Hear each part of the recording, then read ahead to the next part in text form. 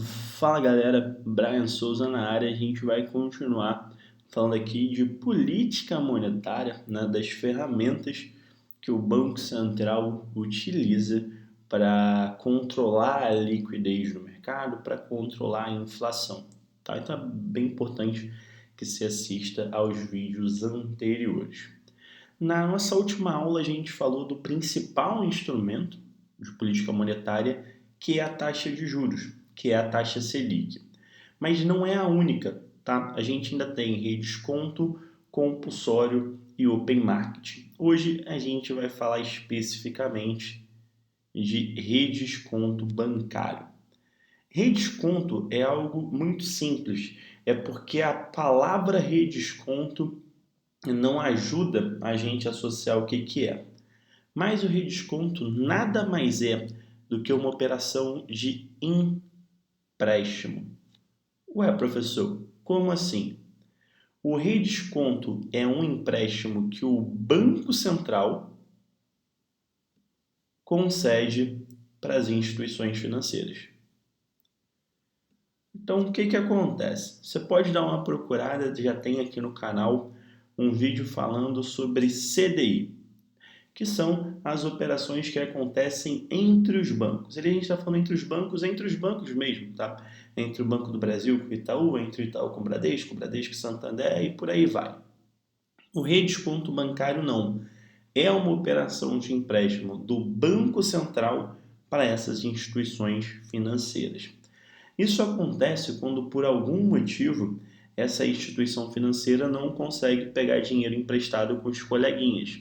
Então, quando o Itaú não consegue dinheiro com o Bradesco, quando o Bradesco não consegue com o Banco do Brasil, eles precisam ir lá e recorrer ao Banco Central. E, obviamente, né, se a gente está falando de empréstimo, né, se a gente está falando de empréstimo, a gente vai estar falando de juros, né? Obviamente que ninguém vai fazer um empréstimo de graça, que o Banco Central ele vai cobrar um dinheiro para que isso seja feito. E é através dessa taxa desse empréstimo que o Banco Central vai controlar a liquidez através do redesconto. Mas o que a gente precisa saber até o presente momento? O conceito de redesconto, ou seja, o redesconto é uma ferramenta, é uma forma de empréstimo do Banco Central para as instituições financeiras e que ela é considerada, nessa operação, ela é considerada uma ferramenta de política monetária. Mas vamos ver na prática como que essa operação de redesconto afeta a liquidez da economia e, consequentemente, a inflação? Vamos lá. Vamos dar aqui um exemplo onde o Banco Central reduza a taxa de redesconto, tá? Então, o Banco Central ele pegou a taxa desse empréstimo e diminuiu. O que acontece? Se a taxa está menor, vai ficar mais barato para os bancos irem lá e captarem recursos junto ao Banco Central, pegar dinheiro emprestado com o Banco Central. Então, se fica mais barato para os bancos pegarem dinheiro com o Banco Central, o que vai acontecer? Os bancos vão ter mais acesso a dinheiro. Então, se o banco tem mais dinheiro, o banco vai poder fazer mais operações de empréstimo e de financiamento.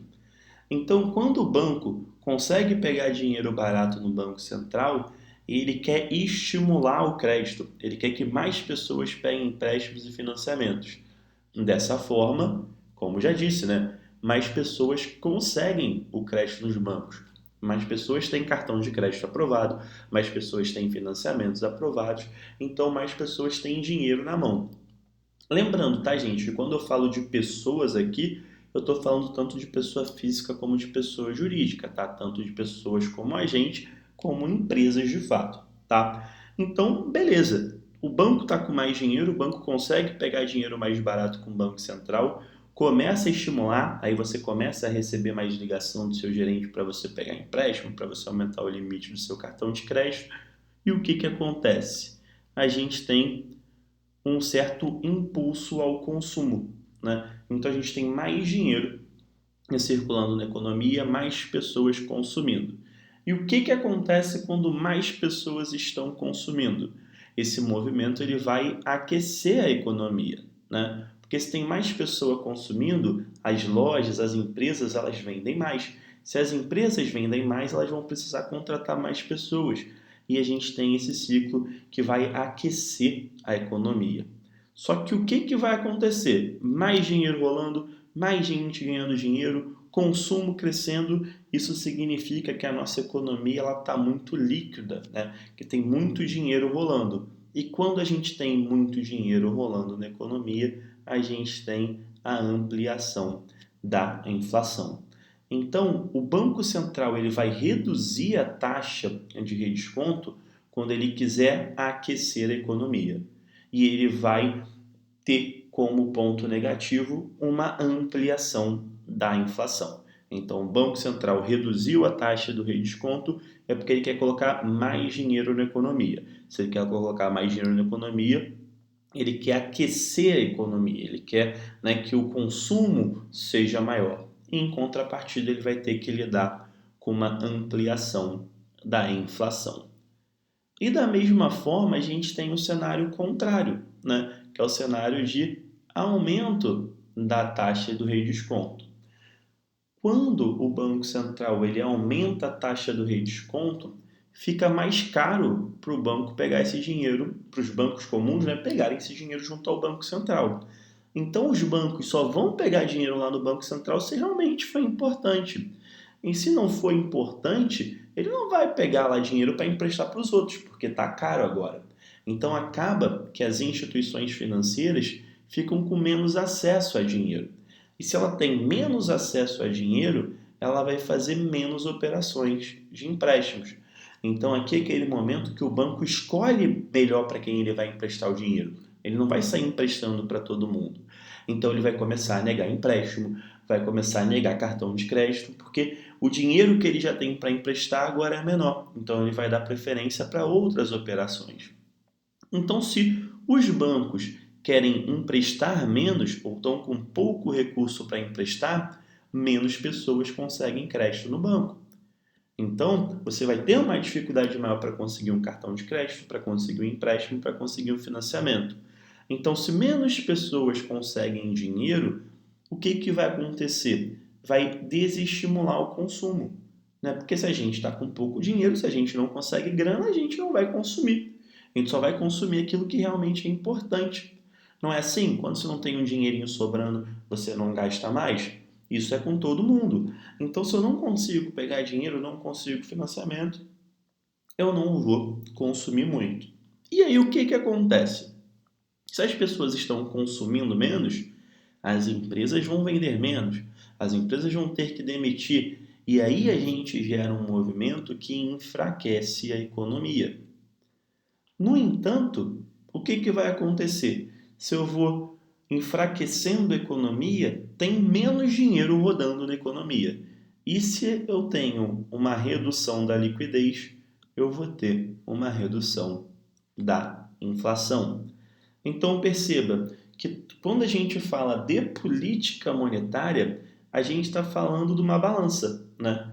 O Banco Central, se ele estimular a economia, a inflação tende a aumentar. Se ele desestimula a economia, a inflação tende a cair. Então ele precisa equilibrar essas duas coisas. Por isso que em determinados momentos ele vai realizar políticas monetárias para reduzir a inflação, como vem acontecendo hoje, no momento que a gente está estudando, né, agora, no início de 2022, e vai ter momentos, como por exemplo foi em 2020 até ali o iníciozinho de 2021, momentos que o Banco Central vai querer estimular a economia, porque a inflação está controlada, que infelizmente não é o caso que a gente vive hoje. Beleza? Nessa nossa aula, eu não vou colocar questão. Por quê? Na próxima aula a gente vai falar sobre o recolhimento compulsório, depois a gente vai falar sobre o Open Marketing e aí a gente faz algumas questões envolvendo todas essas ferramentas. Beleza? Para quem quiser ir ampliar a questão do estudo, a gente já tem um material complementar, que é o Manual dos Bancos, primeiro link aqui na descrição. Tem muita coisa também bacana para sair lá no grupo do Telegram, que também está aqui na descrição. Então eu coloco lá e vou aumentar o ritmo de mandar algumas questões, alguns exercícios. Então é bacana para você que está se preparando também participar lá do Telegram. Beleza? Forte abraço, bons estudos e até a nossa próxima aula.